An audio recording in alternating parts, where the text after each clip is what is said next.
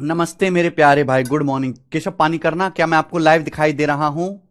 आप सभी को दुर्गाष्टमी और नवमी की बहुत बहुत शुभकामनाएं मेरे भाई। आज तो अष्टमी और नवमी एक ही साथ है और कल हैप्पी दशहरा है, कल विजयदशमी है, तो कल तो आपकी छुट्टी ही रहेगी। तो एडवांस में आपको विजयदशमी की बहुत बहुत शुभकामनाएं। हैप्पी दशहरा। बढ़िया से रावण फूको, बाहर भी है भाई, जो समाज में रावण है उसको भी, और अपने मन के रावण को, अपने अंदर के रावण को भी। ठीक है। हैप्पी दुर्गाष्टमी। चलिए शुरू करते हैं मेरे दोस्तों हम आज की कहानी, जो कि है सवाल नंबर 76। बताइए बच्चे, लाइव दिखाई दे रहा हूं जी? सवाल देखो, सवाल हम ये सीट खत्म करने वाले हैं, आज ये सीट खत्म कर लेंगे। A student finds the average of 10 two digit number. एक स्टूडेंट 10 दो अंकों की संख्याओं का औसत निकालता है। 2 अंकों की 10 संख्याएं हैं, एक स्टूडेंट उनका औसत निकालता है। कैसे निकाला होगा लड़के ने औसत? सभी संख्याओं को जोड़ा होगा, 10 संख्याएं, फिर 10 से डिवाइड किया होगा। ठीक है, लेकिन हुआ क्या? वाइल कॉपिंग द नंबर को उतारते समय बाय मिस्टेक, गलती से उसने एक नंबर के डिजिट को आपस में बदल के लिख दिया। जैसे कि सपोज एग्जाम्पल के लिए नंबर था 37, तो इसके अंकों को पलट के उसने क्या लिख दिया बेटा? 73 लिख दिया। और यह हुआ मेरे दोस्तों, रिजल्ट ये आया कि उसका जो आंसर है वो 6.3 less than the correct answer. अब जो उसका आंसर है वो करेक्ट आंसर से 6.3 कम आया है।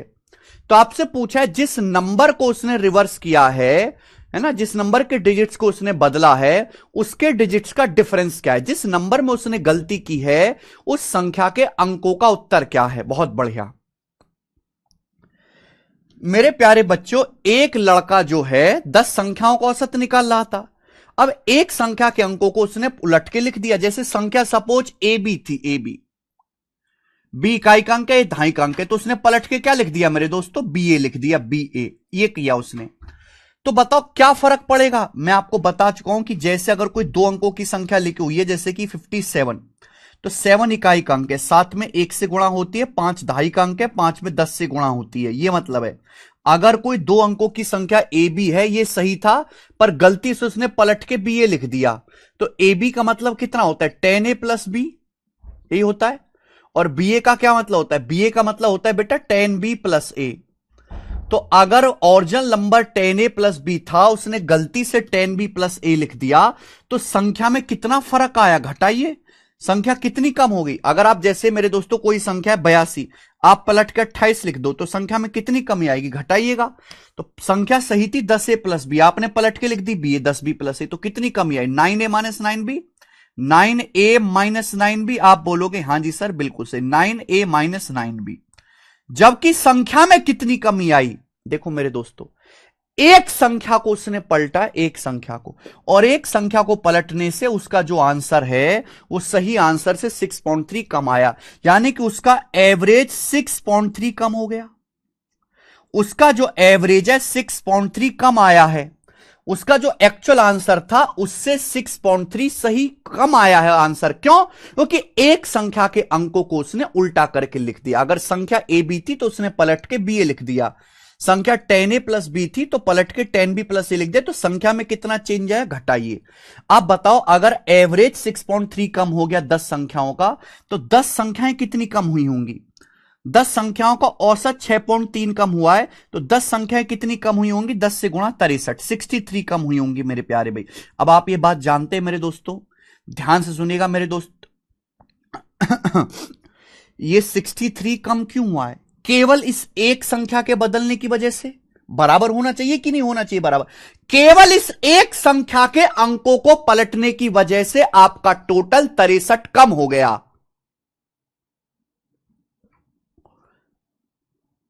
केवल इस एक संख्या के अंकों को पलटने की वजह से एवरेज 6.3 कम हो गया। 10 संख्याओं का एवरेज 6.3 कम हो गया, तो 10 संख्याओं का योग कितना कम हो जाएगा? 6.3 को 10 से गुणा करेंगे 63।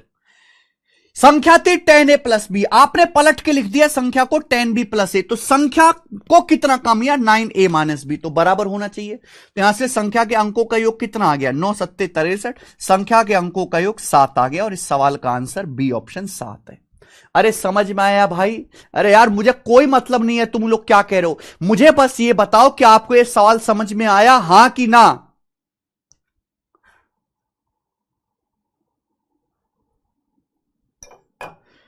क्या आपको यह सवाल समझ में आया, हां कि ना? बाकी कुछ मत कहो मुझसे, नहीं सुनना मुझे कोई भी बात तुम्हारी। मैंने आपको यह सवाल पढ़ाया, क्लास में आए हो तो केवल सवाल समझो।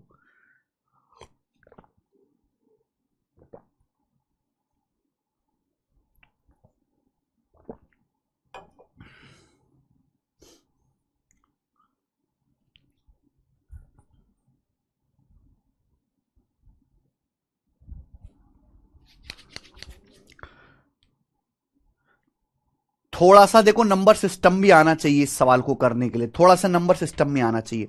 एक बालक है, मैं फिर से एक बार एक्सप्लेन करता हूं, एक बच्चा है जो 2 अंकों की संख्याएं हैं, 10 संख्याओं को औसत निकालता है। सारी संख्याएं 2 अंकों की हैं, 2 अंकों की 10 संख्याएं, उनका औसत निकालता है। तो औसत निकालने के लिए क्या करेगा, सब संख्या को जोड़ेगा फिर 10 से भाग करेगा। लेकिन उस बच्चे ने गलती कर दी, जब वो संख्याओं को जोड़ रहा था तो गलती से उसने एक संख्या के अंकों को उल्टा करके लिख दिया। एग्जाम्पल के लिए अगर संख्या 75 थी तो उसने उल्टा करके संख्या को 57 लिख दिया, ऐसा कर दिया। भाई जब उसने संख्या को अंकों को पलट के लिख दिया, संख्या बदल जाएगी तो एवरेज भी बदल जाएगा। अब उसका जो आंसर है, उसका जो एवरेज है वो सही आंसर से 6.3 कम आया। तो पूछा जिस संख्या में उसने गलती की है उसके अंकों का अंतर क्या है। तो भैया मैंने मान लिया कि जो संख्या वो गलती करी है वो संख्या है ए बी, मैंने संख्या को ए बी मान लिया, जिसमें इकाई का अंक बी है, दहाई का अंक ए है। अगर आप इसके अंकों को पलट दोगे तो ए बी को पलटने से क्या बन जाएगा, बी ए, ये बन जाएगा। ए बी का मतलब होता है 10a+b, इकाई के अंक में 1 से गुणा, दहाई के अंक में 10 से गुणा, ये मीनिंग है, मैं आपको नंबर सिस्टम में पढ़ा चुका हूं। अगर आप इस संख्या के अंकों को पलट दोगे तो संख्या हो जाएगी बी ए, जिसका मतलब है 10b+a। तो एक्चुअल में संख्या ये थी लेकिन आपने पलट के ये लिख दी, तो संख्या आपने कितनी कम कर दी, घटाओ। अब 10a में से a घटाएंगे 9a, b में से 10b घटाएंगे माइनस का 9b, तो 9 मैंने कॉमन ले लिया, यानी कि संख्या में कुल इतना परिवर्तन हुआ। जबकि कुल चेंज कितना हुआ, अगर 10 संख्याओं का एवरेज 6.3 कम हुआ है तो 10 संख्याओं का सम योग कितना कम हुआ होगा, 6.3 को 10 से गुणा कर देंगे 63, तो यानी कि टोटल 63 कम हुआ है। ये टोटल कम क्यों हुआ, केवल इस एक अकेली संख्या के अंकों को पलटने की वजह से। तो यानी कि संख्या में जो परिवर्तन है और जो टोटल परिवर्तन है 63, वो बराबर होना चाहिए। 9 सत्ते 63 कट गया, a माइनस बी, संख्या के अंकों का योग 7 आ गया। एक एक सवाल को समझने में अगर 15-15 मिनट लगाओगे तो बेटा तुमने कर लिया सिलेबस पूरा और लग गई तुम्हारी नौकरी। कोई इतनी मुश्किल बात नहीं थी कि आपको भैया इतना टाइम लगे समझने में। ये आपने बेसिक समझ लिया, बहुत अच्छी बात है, लेकिन पेपर में इतना नहीं करना। अगर ये सवाल एग्जाम में आता है तो बेटा इसका डायरेक्ट शॉर्टकट है, डायरेक्ट शॉर्टकट। डायरेक्ट शॉर्टकट क्या है, जब भी ऐसे सवाल आता है, बहुत पॉपुलर क्वेश्चन है, बहुत पॉपुलर क्वेश्चन है ये। 2 अंकों की संख्या के अंकों को पलट दिया है भाई, 2 अंकों की संख्या के अंकों को पलट दिया, में एक संख्या के अंकों को पलट दिया, एवरेज 6.3 कम हो गया। तो शॉर्टकट क्या है, एवरेज कितना कम हो गया, कितना कम हो गया, 6.3 कम हो गया। संख्याएं कितनी है, 10 संख्याएं, कितनी संख्याएं 10, 6.3 को 10 से गुणा करो, 10 से गुणा करो, डिवाइड करना है किससे, अगर 2 संख्याएं, अगर 2 अंकों की संख्या है, 2 अंकों की, तो डिवाइड करना है 9 से, और 3 अंकों की संख्या है तो डिवाइड करना है 99 से। या 2 अंकों की संख्या है तो आपको 9 से डिवाइड करना है 9 से, और ये 7 आएगा। यही मेरे दोस्तों संख्या के अंकों का अंतर होगा 7। ये इसका शॉर्टकट है।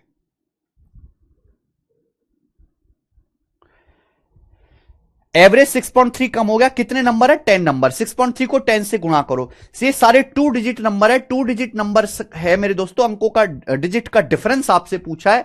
अगर 2 डिजिट्स नंबर हैं तो 9 से डिवाइड करना, अगर 3 डिजिट नंबर है तो 99 से डिवाइड करना है। जैसे मैं आपसे एक सवाल और पूछता हूं, ये देखिए सवाल, ये सवाल देखिए, ये question UP police head operator के पेपर में आया है। अब देखो आप, Mohan calculated the average of 10 3 digit number. Mohan ने 3 अंकों की 10 संख्याओं का एवरेज निकाला, लेकिन गलती से एक संख्या के अंकों को उलट दिया। यानी कि अगर कोई 3 अंकों की संख्या एबीसी है तो मोहन ने उसको पलट के सीबीए लिख दिया। अब क्या हुआ, इससे उसका एवरेज कितना बढ़ गया, 629.7 बढ़ गया एवरेज। तो संख्या के यूनिट डिजिट और टेंस डिजिट का डिफरेंस क्या है, यूनिट डिजिट और टेंस डिजिट का डिफरेंस क्या है भाई, यही पूछेगा आपसे। बेसिक से बिल्कुल वैसी करोगे जैसे पिछला सवाल किया है, जैसे पिछला सवाल किया है बेसिक से वैसे ही होगा, लेकिन बेसिक गया भाड़ में, वो आप खुद से कर सकते हो मेरे भाई। शॉर्टकट मैंने आपको बताया कि एवरेज कितना कम हो गया, एवरेज कितना बढ़ गया 29.7। कितनी संख्या है, 10 संख्या है, 3 अंकों की 10 से गुणा। आपसे पूछा इकाई के अंक और सैकड़े के अंक, यूनिट डिजिट और 100 प्लेस डिजिट का डिफरेंस। अगर 3 अंकों की संख्या है तो 99 से भाग करना है, 2 अंकों की संख्या है तो 9 से भाग करना है। तो 297 को 99 से भाग देंगे 3, यानी कि सवाल का आंसर 3 आ गया, ऑप्शन नंबर बी। संख्या के यूनिट डिजिट और 100 प्लेस डिजिट का डिफरेंस 3 आएगा।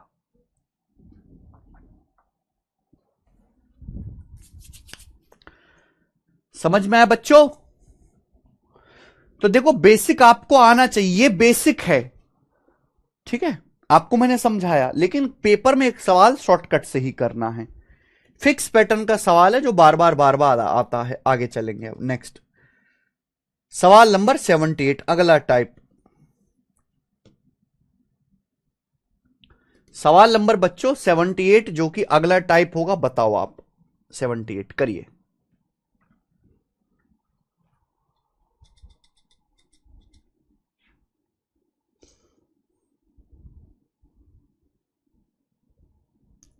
सोचो।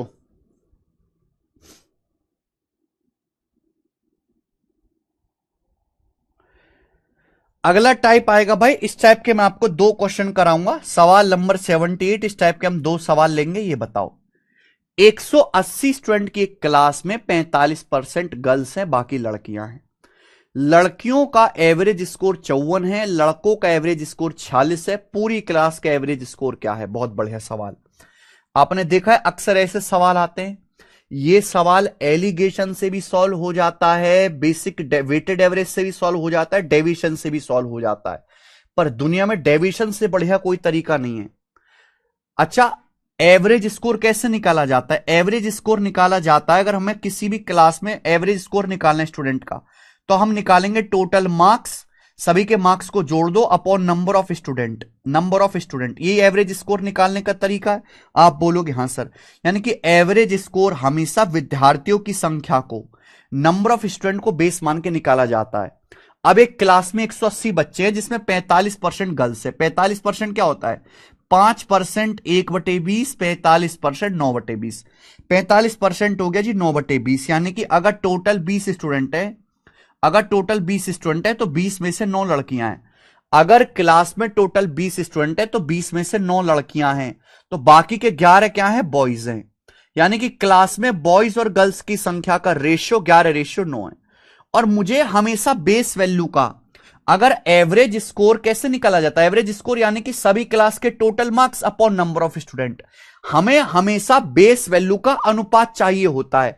हमें इस बात की कोई जरूरत नहीं है कि क्लास में कितने स्टूडेंट हैं। सवाल में बोला है, एवरेज बताया मेरे प्यार भी, क्या एवरेज बताया? कि लड़कियों का एवरेज स्कोर 54 है, 54, और लड़कों का एवरेज स्कोर 46 है, 46। पूछा पूरी क्लास का एवरेज स्कोर क्या होगा? पूरी क्लास का एवरेज स्कोर क्या होगा? तो बेटा पूरी क्लास मतलब बॉयज प्लस गर्ल्स दोनों का मिलाकर एवरेज स्कोर क्या होगा? और मैं आपको पढ़ा चुका हूं, जब भी बीच में प्लस आएगा तो हम क्या मेथड इस्तेमाल करते हैं? डेविएशन का मेथड इस्तेमाल करते हैं बेटा। अगर बॉयज का एवरेज स्कोर 46 है, गर्ल्स का 54 है, तो 54 को क्या हम ऐसे नहीं लिख सकते 46 + 8? क्या हम ऐसे लिख सकते हैं कि नहीं बच्चों? आप बोलोगे हां जी सर हम लिख सकते हैं। आप बताओ, बॉयज का एवरेज स्कोर 46 है, गर्ल्स का एवरेज स्कोर 46 है, तो पूरी क्लास का भी एवरेज स्कोर 46 होगा। अगर लड़के भी 40 नंबर ला रहे हैं, लड़कियां भी 40 नंबर ला रही हैं, तो पूरी क्लास का भी एवरेज स्कोर 40 होगा। पूरी क्लास भी 40 नंबर ला रही है मतलब। लेकिन 9 लड़कियां 8-8 नंबर एक्स्ट्रा ला रही हैं। 9 लड़कियों के एवरेज मार्क्स 8-8 ज्यादा हैं। 9 गर्ल्स के एवरेज मार्क्स 8-8 ज्यादा हैं, तो एक केक कटेगा तो सभी में बटेगा मेरे दोस्तों, इसको टोटल में डिवाइड कर देंगे तो टोटल कितना है 11 9 20, टोटल कितना है बॉयज प्लस गर्ल्स 11 9 20, आप बोलोगे हाँ सर। अब 20 से काटेंगे तो 8 नाम 72 को 20 से काटेंगे 3.6 जाएगा, 46 में 3.6 जोड़ेंगे तो 49.6, तो पूरी क्लास के एवरेज स्कोर आ गया 49.6। ये डेविएशन मेथड है जो मैं आपको परसेंटेज में पढ़ाया हूं, प्रॉफिट लॉस में भी इस्तेमाल हुआ है। जब भी ओवरऑल इफेक्ट आपको निकालना होता है कि भाई बॉयज का एवरेज स्कोर दिया, गर्ल्स का पूछा, पूरी क्लास का, पूरी क्लास मतलब बॉयज प्लस गर्ल्स, जहां बीच में प्लस आएगा वहां डेविएशन याद आएगा आपको, वहां डेविएशन लगाना है। आइए एक और सवाल करेंगे ऐसा ही, बताओ।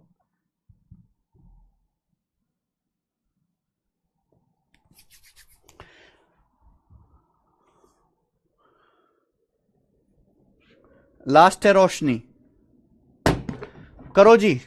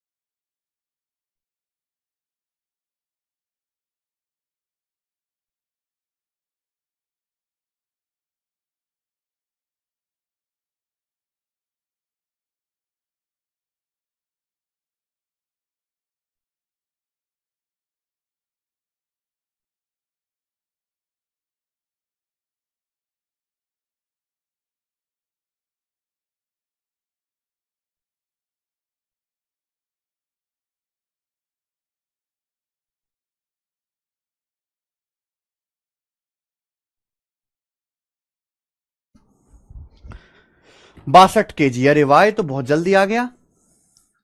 60 स्टूडेंट की क्लास में 40% लड़कियां हैं।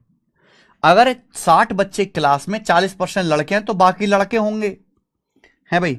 40% का मतलब 2/5, यानी कि अगर टोटल 5 स्टूडेंट हैं, टोटल 5 स्टूडेंट हैं तो 5 में से 2 गर्ल्स हैं। अगर टोटल 5 स्टूडेंट है तो 5 में से 2 गर्ल्स हैं, यानी कि बाकी के 3 जो वो बॉयज हैं, यानी कि बॉयज और गर्ल्स की संख्या का रेशियो 3:2 है। और मेरा काम यहीं से हो जाएगा, मुझे ये 60 बच्चों की जरूरत नहीं है। बोला पूरी क्लास का एवरेज स्कोर 59.2 है। पूरी क्लास का मतलब बॉयज प्लस गर्ल्स का मिलाकर, पूरी क्लास बॉयज प्लस गर्ल्स का मिलाकर एवरेज स्कोर 59.2 है, 59.2। जबकि लड़कियों का एवरेज स्कोर 55 है। लड़कियों का औसत वजन 55 किलोग्राम है, औसत स्कोर नहीं है, वजन है। पूरी क्लास का औसत वजन 59.2 किलोग्राम है, लड़कियों का एवरेज वजन 55 किलोग्राम है। तो पूछा है लड़कों का औसत वजन क्या है, बॉयज का एवरेज वेट क्या है। तो ये पढ़ते पता चल गया कि ये सवाल है रिवर्स डेविएशन वाला, रिवर्स डेविएशन का क्वेश्चन है। हाँ बताओ, अगर पूरी क्लास का औसत वजन 59.2 है तो पूरी क्लास का औसत वेट, एवरेज वेट 59.2 किलोग्राम है, तो भैया लड़कों का भी 59.2 किलोग्राम होना चाहिए, बॉयज का भी एवरेज वेट 59.2 किलोग्राम होना चाहिए, लड़कियों का भी 59.2 होना चाहिए। बॉयज का भी एवरेज वेट 59.2 किलोग्राम होना चाहिए, लड़कों का भी 59.2 होना चाहिए। लेकिन मेरे दोस्तों लड़कियों का तो 55 है, 59.2 से 55 4.2 किलोग्राम कम है। दो लड़कियों का एवरेज वेट 4.2 किलोग्राम कम है। जब मैंने एवरेज से कंपेयर किया, लड़कियों का वजन 4.2 किलो कम आया दो लड़कियों का, तो यहां बैलेंस करने के लिए 2 गुणा 4.2 एक्स्ट्रा करना पड़ेगा। अगर मुझे एवरेज पता है तो मुझे एवरेज 59.2 पे बैलेंस करना है। लड़के कितने, 3 लड़के तो बटे 3 से चला जाएगा 1.4, तो 1.4 इंटू 2 2.8, 59.2 में 2.8 जोड़ूंगा तो कितना आ जाएगा 62, 62 किलोग्राम आ गया। तो 62 किलोग्राम लड़कों का एवरेज वेट आएगा, डी ऑप्शन। और मैंने रिवर्स डेविएशन से कर दिया। अच्छा सवाल है मेरे प्यारे भाई, आगे चलते हैं। अगला सवाल नंबर 80 बताएंगे। अगला टाइप। अब अगला टाइप, ये सवाल बहुत बहुत ज्यादा फेमस है। मतलब ऐसा कोई पुलिस का पेपर नहीं है जिसमें सवाल ना आया हो। पुलिस का एसएससी में तो एक ही बार आया है। जरा इस सवाल को सोचो आप, जरा आप इस सवाल को सोचो और करो।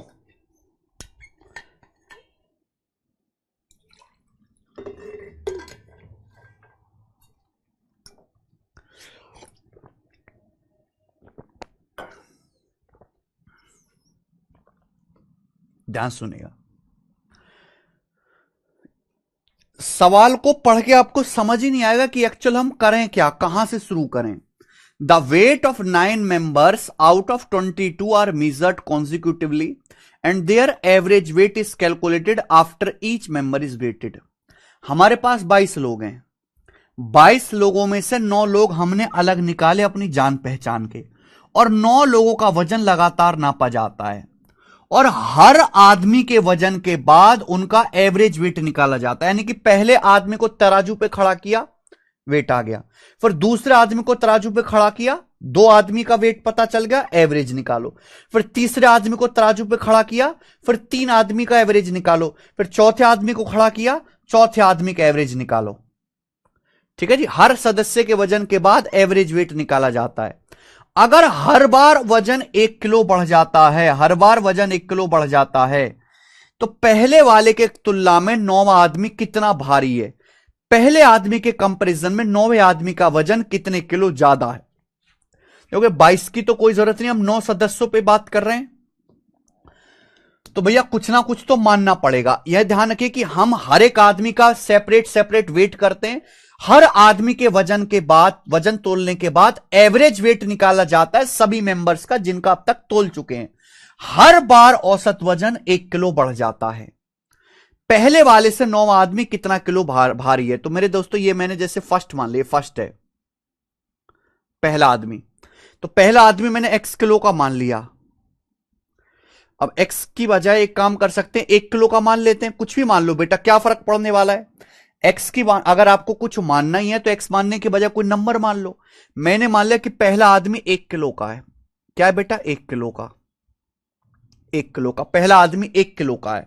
ठीक है, तो पहले आदमी का एवरेज भी निकालूंगा तो भी 1 किलो आएगा, पहले आदमी का एवरेज भी निकालूंगा तो भी 1 किलो आएगा। एक आदमी को तराजू पे रखा, मान लिया पहला आदमी 1 किलो का है, तो इस आदमी का एवरेज भी 1 किलो आएगा, 1/1 1 किलो। अब दूसरे आदमी का वजन किया, तराजू पे दूसरे आदमी को बिठाया, धर्म काटे से दूसरे आदमी का वजन किया, लेकिन दूसरे आदमी का जैसी वजन करके एवरेज निकाला, फिर इन दोनों का एवरेज निकाला, इन दोनों का एवरेज 1 किलो बढ़ गया।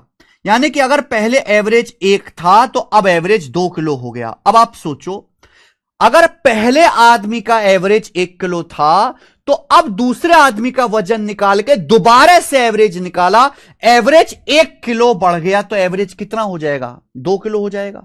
आप बताओ, 2 आदमियों का एवरेज 2 किलो है तो वजन कितना होना चाहिए, 4 किलो। 4 का आधा करेंगे तभी तो 2 किलो आएगा, यानी कि दोनों का टोटल वजन 4 किलो आना चाहिए। तो दूसरे आदमी का वजन कितना आएगा, 3 किलो। क्या दूसरा आदमी 3 किलो का होगा? थोड़ा सा दिमाग लगाना पड़ेगा भाई यार, समझे कि नहीं समझे। मैंने कांटे पे तराजू पे पहले आदमी को रखा, पहले आदमी का वजन निकाला 1 किलो, एवरेज भी एक आदमी का 1 किलो बटा 1 किलो आ गया। अब दूसरे आदमी को तराजू पे रखा, उसका वजन निकाला, वजन कैलकुलेट किया, फिर पहले और दूसरे दोनों आदमियों का एवरेज निकाला और एवरेज 1 किलो बढ़ गया। हर बार एवरेज 1 किलो बढ़ता है, तो अब एवरेज 2 किलो हो गया। 2 किलो एवरेज होना चाहिए 2 आदमियों का, तो टोटल होना चाहिए 2 दूनी 4 किलो। इसका 1 किलो वजन है, इसका 3 किलो। अब तीसरे आदमी को कांटे पे रखा, अब तीसरे आदमी को कांटे पे रखा, फिर एवरेज निकाला तीनों का, फिर से एवरेज 1 किलो बढ़ गया, अब एवरेज 3 किलो हो गया। अगर 3 आदमियों का एवरेज 3 किलो है तो योग कितना होगा वजन का, 9 किलो। तीनों का टोटल वजन 9 किलो आना चाहिए। 3 आदमियों का अगर हर बार एवरेज पहले 1 किलो था, फिर एवरेज 2 किलो हो गया, फिर 3 किलो हो गया, फिर एवरेज 4 किलो हो जाएगा, ऐसे चलता जाएगा। अगर 3 आदमियों का एवरेज 3 किलो है तो टोटल वजन 9 किलो आएगा। 1 और 3 4 किलो, यानी कि ये कितना आ जाएगा 5 किलो, 4 5 9 केजी। यानी कि आप ये देख पा रहे हैं कि हर बार आदमी का वजन 2 किलो बढ़ता जा रहा है।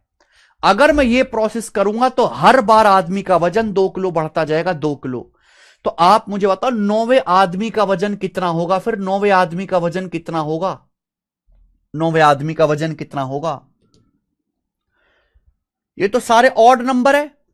2 एकम 2 -1, 2 दूनी 4 -1, 2 तिया 6 -1, ये 2 नाम 18 -1 17 किलो होगा कि नहीं होगा 9वें आदमी का वजन?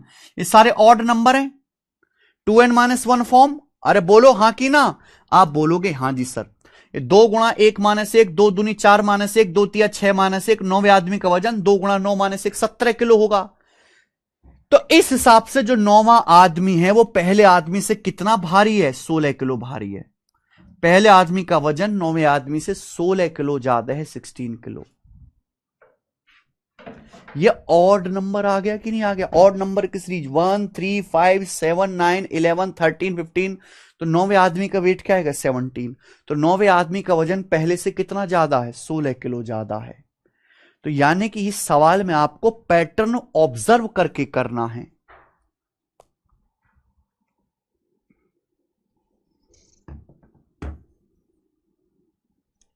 मुझे लगता है आपको ये सवाल समझ में आएगा, थोड़ा सा लॉजिकल है। आ गया ये अगला सवाल। अगला सवाल बच्चों आपके सामने यहां पर 81 है, कौन करेगा देखते हैं। 81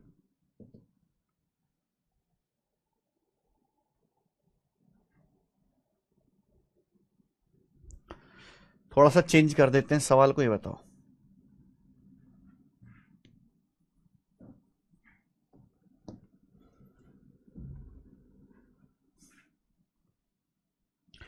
सवाल आया यूपी कांस्टेबल 2024 के पेपर में। इससे पहले भी यह सवाल कई बार पूछा गया है। यूपी कांस्टेबल 2024 के पेपर में वाला सवाल आया। अब आप मुझे इस सवाल को करके दिखा दो। बहुत अच्छा सवाल, वाकई में गजब क्वेश्चन। एक स्टूडेंट ने 6 पेपर दिए। सुनना मेरे भाई, एक बालक 6 पेपर दिया, हर पेपर के मैक्सिमम मार्क्स सेम है। यानी कि ये मान लो कि हर पेपर 100 नंबर का है, ठीक है। एक बच्चे ने 6 पेपर दिए, हर पेपर के अधिकतम अंक सेम है। ये मान लो कि math, physics, English, reasoning, GS, ये जो है मेरे दोस्तों सब 100 नंबर का है।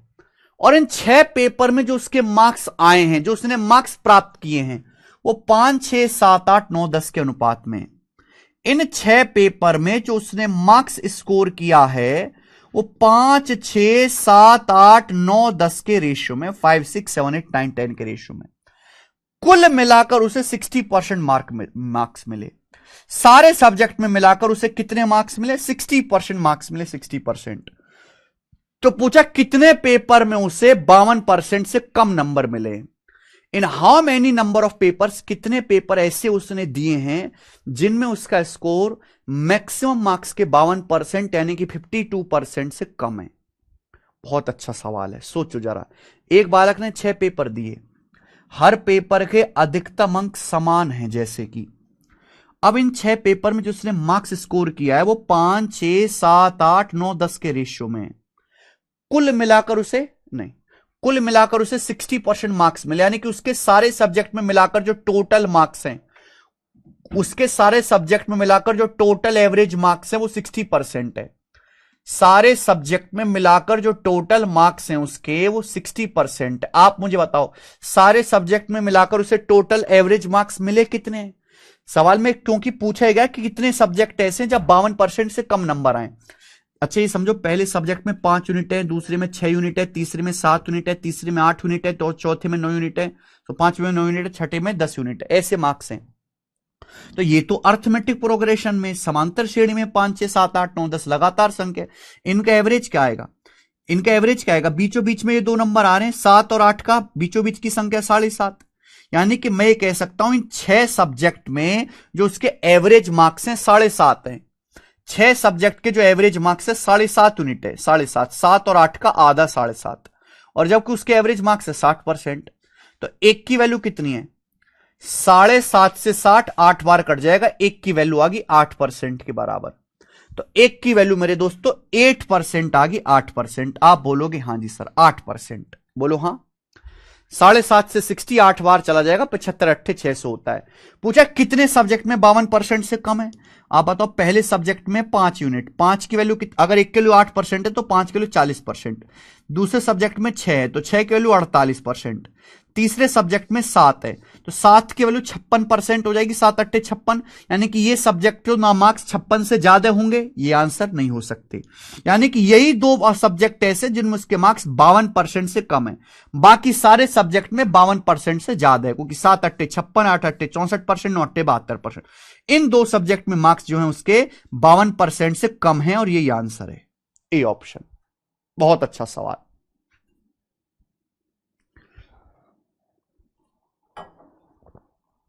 आप मार्क्स भी बता सकते हो कि पहले सब्जेक्ट में 40% है, 5 अट्ठे 40, दूसरे में 48% है, बाकी तीसरे में 56% है, और बाकी सब में 52% से ज्यादा ही रहेगा, क्योंकि बड़ी संख्याएं हैं। क्या गजब का सवाल है और क्या गजब का तरीका है भाई करने का। जितना गजब का सवाल है उतना ही इसका तरीका है गजब सॉल्व करने का। आगे आइए, अगला टाइप। अब यहां से अगला टाइप आएगा बेटा, अगला टाइप।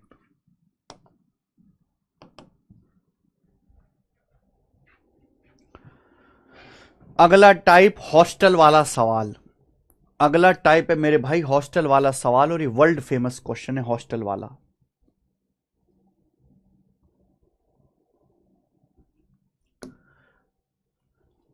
फिर से रिपीट करके देखना हर्ष भाई आप, हॉस्टल वाला। नेक्स्ट टाइप बच्चों, इस टाइप के मैं आपको 2 सवाल कराऊंगा, इस टाइप के मैं आपको 2 सवाल कराऊंगा। चलिए सवाल पढ़िए। एक हॉस्टल में 90 स्टूडेंट हैं। 320 नहीं बेटा, 30 है, 320 नहीं है, 30 है, 30। एक हॉस्टल में 90 स्टूडेंट है। न्यू एडमिशन के कारण 30 नए स्टूडेंट हॉस्टल में शामिल होते हैं। हॉस्टल बोलो या मेस बोलो, एक छात्रावास में एक हॉस्टल में 90 स्टूडेंट हैं। अब भैया नया सेशन शुरू हुआ, 30 नए स्टूडेंट हॉस्टल में आए, तो जो भोजनालय चलता है, जो हॉस्टल में जो मेस चलती है, मेस का डेली का खर्चा 560 रुपए बढ़ जाता है। जाहिर सी बात है, अगर नए बच्चे आएंगे तो मेस में खाना ज्यादा बनेगा, खर्चा बढ़ेगा, तो मेस का जो डेली का खर्चा है वो 560 रुपए बढ़ जाता है। लेकिन मेरे भाई हर बच्चे का जो एवरेज खर्चा है, प्रत्येक बच्चे का, हर स्टूडेंट का जो एवरेज खर्चा है वो 10 रुपए कम हो जाता है। कितना? 10 रुपए कम हो जाता है। हर बच्चे का जो एवरेज खर्चा है वो 10 रुपए कम हो जाता है। तो आपसे पूछा मेस का ओरिजिनल खर्चा कितना था, ओरिजिनल खर्चा। सवाल बहुत, देखो सवाल एक ही लाइन में सॉल्व होगा, एक ही लाइन में, लेकिन आपको वो एक लाइन लिखने का हुनर आना चाहिए, एक ही लाइन में सॉल्व होगा। जैसे एक बात समझिए, एक हॉस्टल में 90 स्टूडेंट पढ़ते हैं, एक हॉस्टल में 90 स्टूडेंट है। मैंने मान लिया कि हर बच्चे का जो एवरेज खर्चा है वो x रुपए है। मान लिया हर बच्चे पे जो औसतन खर्चा हो रहा है वो x रुपए का हो रहा है।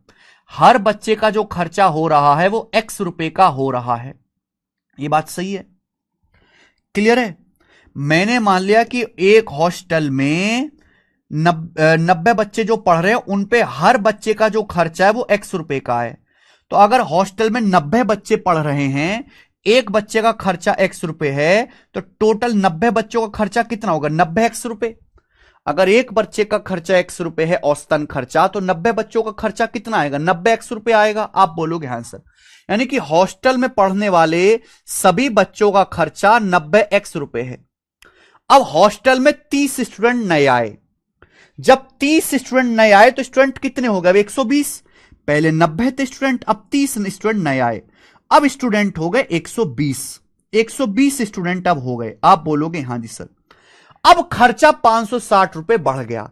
अगर पहले 90 x रुपए का खर्चा हो रहा था, तो अब आपका टोटल खर्चा 560 रुपए बढ़ गया।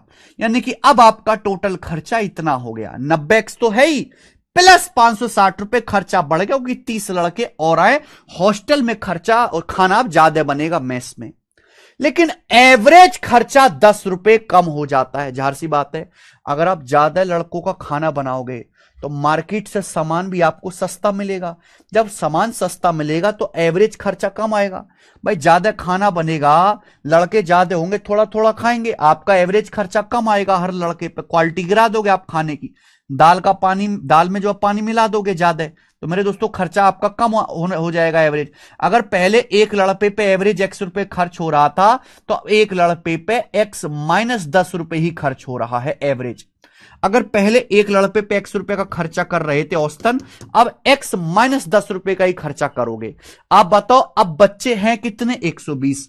अब मेस में 120 बच्चे खाना खाते हैं और हर बच्चे का खर्चा x माइनस 10 रुपए है, तो 120 बच्चों का खर्चा कितना होगा? 120 गुणा x माइनस 10 रुपए। 120 गुणा x माइनस 10 रुपए बराबर होना चाहिए। क्या ये खर्चा बराबर होना चाहिए कि नहीं होना चाहिए? सर क्वेश्चन को इंग्लिश में पढ़ दे। इंग्लिश में वो फीलिंग नहीं है बेटा जो हिंदी में पढ़ने में आएगी इस सवाल को, वो इंग्लिश में नहीं है।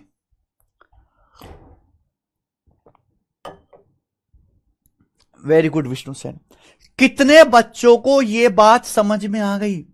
मैंने पहली बोल दिया कि सवाल मात्र एक लाइन का है, लेकिन उस एक लाइन को लिखने के लिए दिमाग में गूदा चाहिए, दिमाग में हिम्मत चाहिए। आसान नहीं है बेटा एक नॉर्मल बच्चे के लिए एक लाइन लिख पाना। बस 1 लाइन का सवाल है, सवाल 5 लाइन का, लेकिन सॉल्यूशन 1 लाइन का। फिर से अगर मैं कहूं, फिर से मैं सवाल को समझाता हूं। There are 90 student in a hostel. एक हॉस्टल में 90 स्टूडेंट हैं। ड्यू टू न्यू एडमिशन, नए एडमिशन होते हैं और 30 नए स्टूडेंट शामिल होते हैं हॉस्टल में। अब 30 नए स्टूडेंट हो गए तो वो मैया मेस में खाना भी खाएंगे।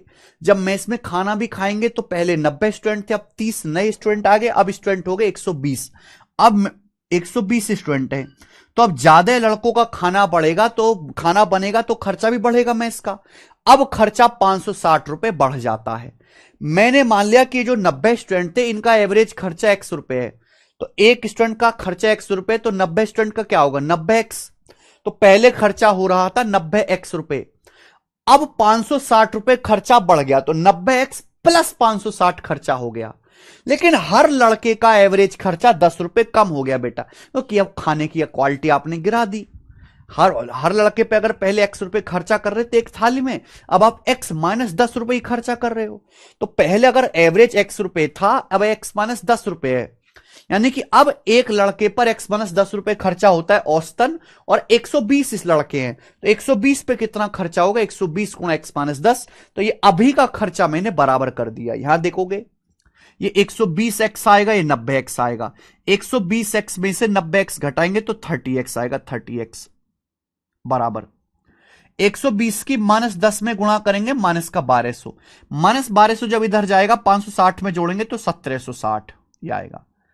ठीक है बेटा, ये 30x की वैल्यू आ गई, ये 30x की वैल्यू आ गई। आप यहां से x का मान निकाल सकते पर जरूरत नहीं है। सवाल ने पूछा है original what was the original daily expenditure of mess. Mess का ओरिजिनल खर्चा कितना था, नया नहीं पूछा, पुराना खर्चा कितना था जब 90 लड़के पढ़ते थे। तो जब 90 लड़के पढ़ते थे खर्चा था 90x। 90x की वैल्यू आपसे पूछी है। अगर ये 30x का मान है तो 90x का मान आपसे पूछा है, 3 से गुणा कर दो। 90x की वैल्यू 3 से गुणा कर दो तो 5100 प्लस 180 5280 रुपए, 5280 रुपीज इस सवाल का आंसर है। और बेटे यहां पर बी ऑप्शन सही है। बताओ क्या कोई परेशानी हुई सवाल में? नहीं हुई ना?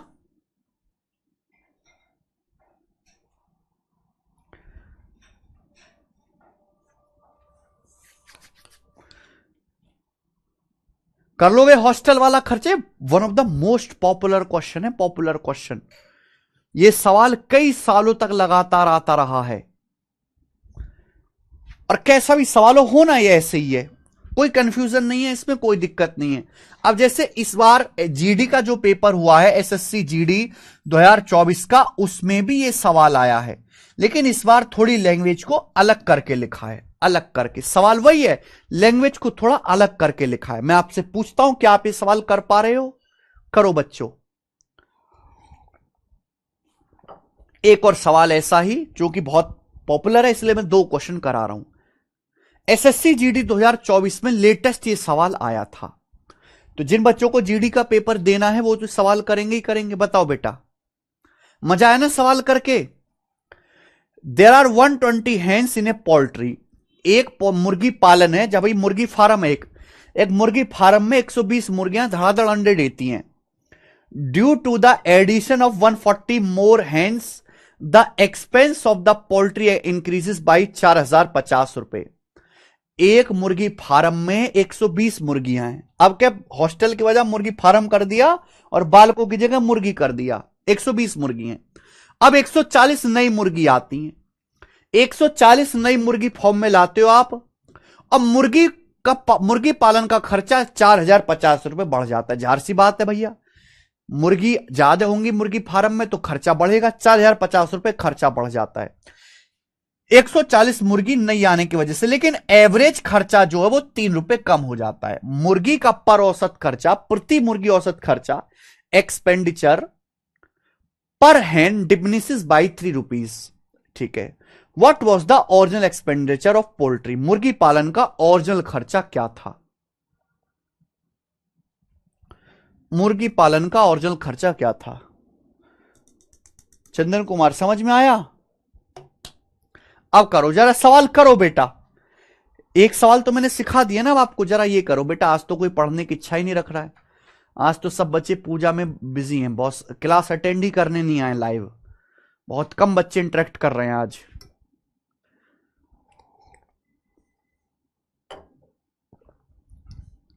विशाल सर, मार्केट से आज 15 मिनट में 1000 रुपए प्रॉफिट कर लिया। अरे वाह विशाल, वेरी गुड बेटा,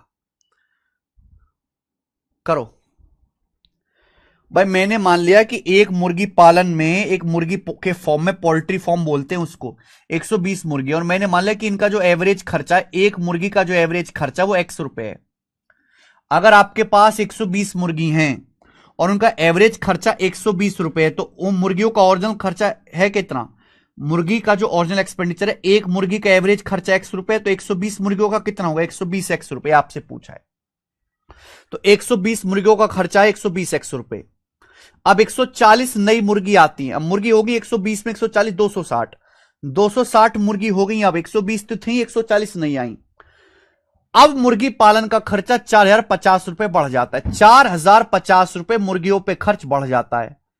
पर एवरेज खर्च जो है, एवरेज एक्सपेंडिचर पर मुर्गी 3 रुपए कम हो जाता है। पहले अगर एक मुर्गी पे x रुपए खर्च हो रहा था, अब 3 रुपए कम, x माइनस 3 रुपए खर्च होता है एक मुर्गी पे। एवरेज आपका 3 रुपए कम हो गया। अगर पहले x रुपए खर्चा हो रहा था एक मुर्गी पे, तो अब x माइनस 3 रुपए होता है। लेकिन अब मुर्गी कितनी है? 260। 260 मुर्गियों का खर्चा x माइनस 3 बराबर होना चाहिए। इसको मैंने इक्वल कर दिया, इक्वल कर दिया। अब बताओ यहां से क्या आएगा? ये 260x, ये 120x, तो डिफरेंस आएगा 140x बराबर क्या आएगा बेटा? बराबर 260 दिया 780, माइनस का 780, माइनस 780 जब उधर जाएगा तो जुड़ जाएगा, तो 780 में 50 जोड़ेंगे 830, तो 4830 रुपए आ गया। जीरो से जीरो चला गया, तो x की वैल्यू आ गई 483/14, क्योंकि 7 से कट जाएगा, 7 दूनी 14, 7 6 42, 7 राम 63, 69/2, यानी कि एवरेज खर्चा 69/2 रुपए आ गया। 69/2 रुपए एक मुर्गी का। आपसे पूछा मुर्गियों का ओरिजिनल खर्चा कितना था, तो 120 गुणा x, 120 गुणा x का मान 69/2 है। 2 से 120 60 बार कट जाएगा, तो 3600 और 540, यानी कि मेरे दोस्तों 4140 रुपए। 4140 रुपीज मुर्गियों का ओरिजिनल खर्चा था। A option 4140 answer. क्या बच्चों आप ऐसा सवाल कर लोगे अब पेपर में?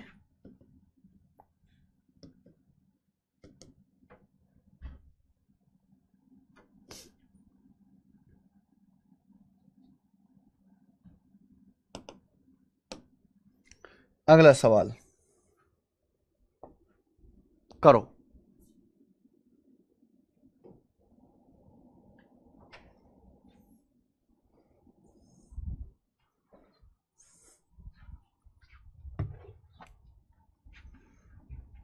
अगला टाइप बेटा, करो जल्दी से, करो करो।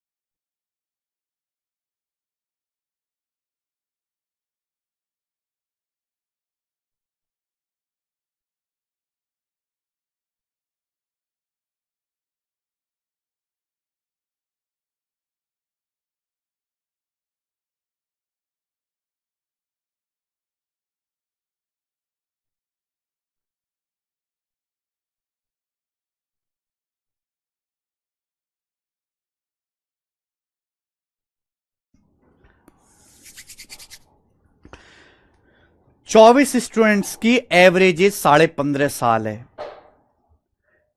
The age of teacher is 24 year more than the average age of all the student at teacher. एक टीचर की जो एवरेज एज है वो सारे स्टूडेंट और टीचर की एवरेज एज से 24 साल ज्यादा है। What is the age of teacher? Teacher की एज क्या है? सवाल में आपसे पूछा है टीचर की एज क्या है। करो मेरे दोस्तों, बहुत अच्छा सवाल है। जिस बच्चे ने सवाल कर लिया वो मजा आ जाएगा आपको, करके बताइए। 2-3 क्वेश्चन मैं आपको कराऊंगा। 24 स्टूडेंट की एवरेज एज 15.5 है। आपके पास ये 24 स्टूडेंट है, 24 स्टूडेंट, इनकी जो एवरेज एज है वो 15.5 है। Average age 15.5। ठीक बात को समझे? 24 स्टूडेंट की औसत उम्र 15.5 है। अब एक टीचर भी है, एक टीचर भी है मेरे दोस्तों। सवाल में बोला है इस टीचर की जो एज है वो सभी स्टूडेंट और टीचर की एवरेज एज से 24 साल ज्यादा है। सवाल में यह कहा गया है कि भाई ये जो टीचर है, अकेला टीचर, इस टीचर की जो एज है वो जितने 24 स्टूडेंट और ये एक टीचर, इनका जो भी एवरेज है, यानी कि इनका जो भी एवरेज एज है एक्स मान लीजिए, सपोज अगर 24 स्टूडेंट और एक टीचर, इनकी एवरेज एक्स है, सब 24 स्टूडेंट प्लस एक टीचर मिलाकर जो भी एवरेज बनता है उससे 24 साल ज्यादा है। टीचर की जो एज है उस सारे स्टूडेंट प्लस टीचर के एवरेज से 24 साल ज्यादा, यानी कि टीचर की एज है एक्स प्लस 24 साल। अगर टीचर की एज है एक्स प्लस 24 साल, आप बोलोगे हां जी सर बिल्कुल सही बात समझ में आई। आपसे पूछा टीचर की एज कितनी है, कौन करेगा? फटाफट बताओ जल्दी से। सवाल डेविएशन से भी हो जाएगा, एलिगेशन से भी हो जाएगा, जो आपको पसंद आए वो कर लीजिए। फिर से पढ़ लीजिए एक बार सवाल को। 24 स्टूडेंट की एज 15.5 साल है एवरेज। टीचर की जो एज है वो सारे के सारे स्टूडेंट और टीचर की औसत उम्र से 24 साल ज्यादा है। यानी कि सारे स्टूडेंट और टीचर की एज अगर एक्स साल है तो टीचर की एज एक्स प्लस 24 साल है मेरे प्यारे भाई। तो आपसे पूछा टीचर की एज कितनी है, आप पहले यहां बताओ टीचर की एज कितनी है।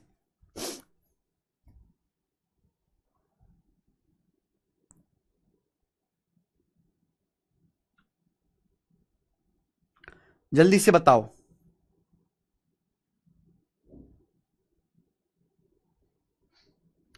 देखो मेरे प्यारे भाई, डेविएशन वाला मेथड ये कहता है कि अगर टोटल एक्स है मेरे प्यारे भाई, ध्यान से सुनिएगा, अगर यहां पर सभी लोगों की 24 स्टूडेंट है ना, अगर सभी लोगों की एवरेज एज एक्स है, अगर सभी लोगों की एवरेज एक्स एक्स है तो स्टूडेंट के भी एवरेज एक्स होनी चाहिए और टीचर की भी एक्स होनी चाहिए।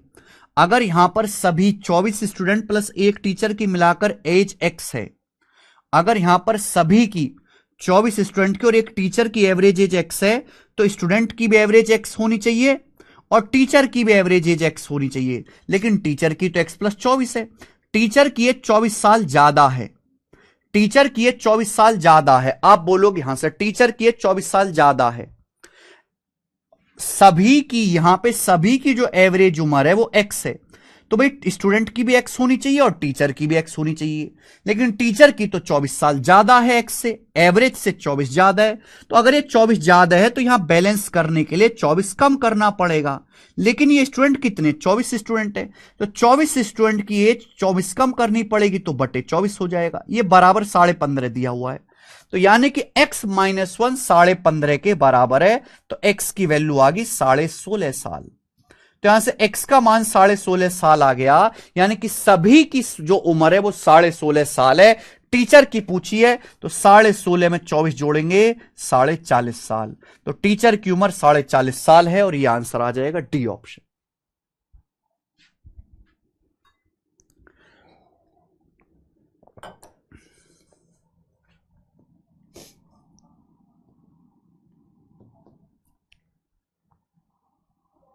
बोलो, अच्छा सवाल है ना?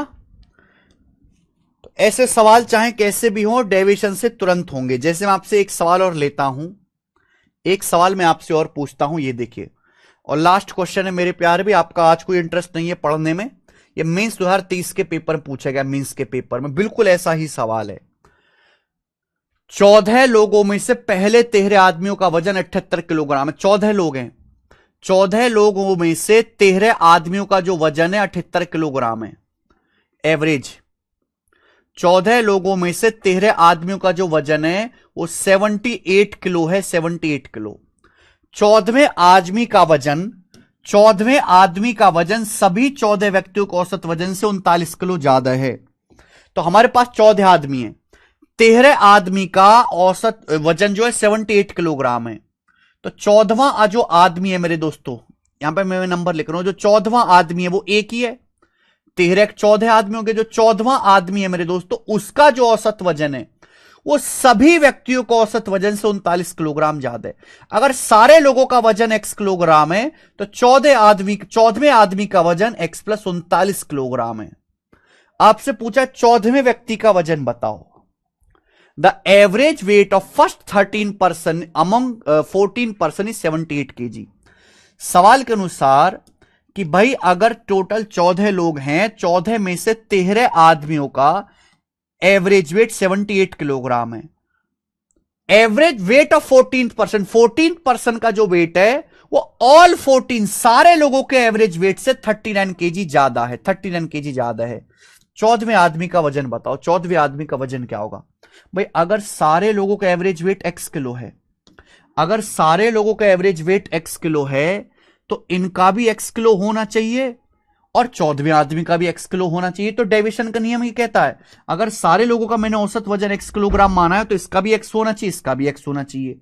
पर सवाल के अनुसार जो 14वां आदमी है उसका वजन 39 किलोग्राम ज्यादा है, 39 किलोग्राम ज्यादा है, तो बैलेंस करने के लिए 39 किलोग्राम कम करना पड़ेगा। लेकिन ये आदमी कितने, 13 आदमी है तो बटे 13, तो यानी कि इनका एवरेज होना चाहिए x माइनस 3, 39 बटे 13 3, जबकि एवरेज है कितना 78, तो x माइनस 3 78 है, तो x का मान 81 आ गया, 81। जब x का मान 81 आ गया तो सारे ग्रुप का एवरेज वेट 81 है। 14वें आदमी का कितना है, 81 में 39 जोड़ेंगे मेरे दोस्तों 120, तो 14वें आदमी का वजन 120 किलो होगा। आंसर इस सवाल का डी ऑप्शन है, 119 नहीं 120 किलो। खत्म।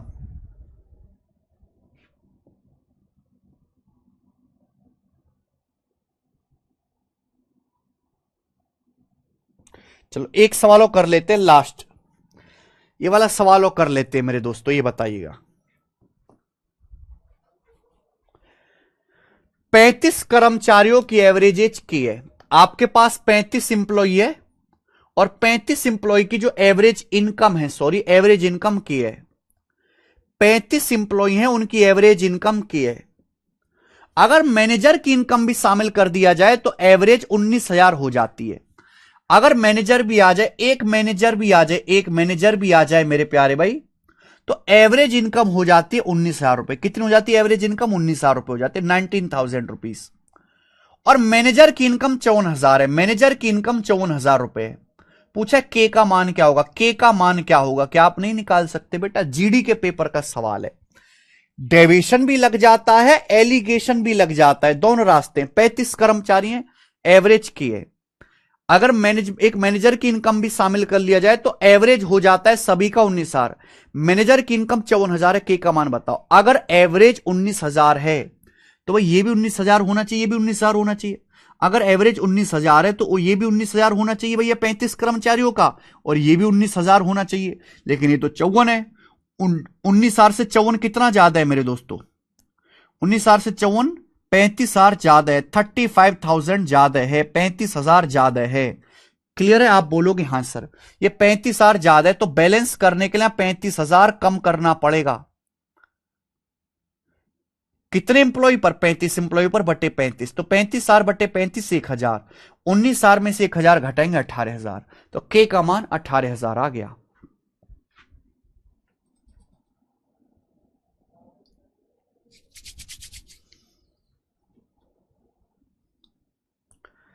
तो ये डेविएशन से बढ़िया कोई तरीका नहीं बेटा, कभी भी आपको धोखा नहीं देगा, चाहे कितनी मुश्किल लैंग्वेज क्यों ना आ जाए। ठीक है, ओके चलो अब इतना ही रहने देते हैं। बाकी के जो है सीट लगभग खत्म ही है। अब जाते जाते फिर से आपको हैप्पी नवमी मेरे प्यारे भाई। सभी को दुर्गा नवमी और दुर्गाष्टमी की बहुत बहुत शुभकामनाएं, विजयदशमी की बहुत बहुत शुभकामनाएं मेरे भाई। हैप्पी दशहरा, अच्छे से एंजॉय करो, थोड़ी बहुत पढ़ाई भी कर लेना, और 3-4 सवाल इनको खुद से ट्राई करना है। ये शीट खत्म है, मैंने एवरेज की सेकंड शीट रेडी कर दी है, मैं एवरेज की सेकंड शीट अपलोड करा दूंगा। तो जो बच्चे छुट्टी में भी पढ़ने की आदत रखते वो उस शीट को सॉल्व कर लेंगे। एवरेज की शीट ऑलरेडी अपलोड हो चुकी है बेटा, चेक करो, एडवांस वाले सेक्शन में डाल दिए गलती से। एवरेज की सेकंड शीट भी अपलोड करवा दूंगा, वो रेडी है। ठीक है, आज इतना ही। सभी को जय माता दी, बाय मेरे भाइयों।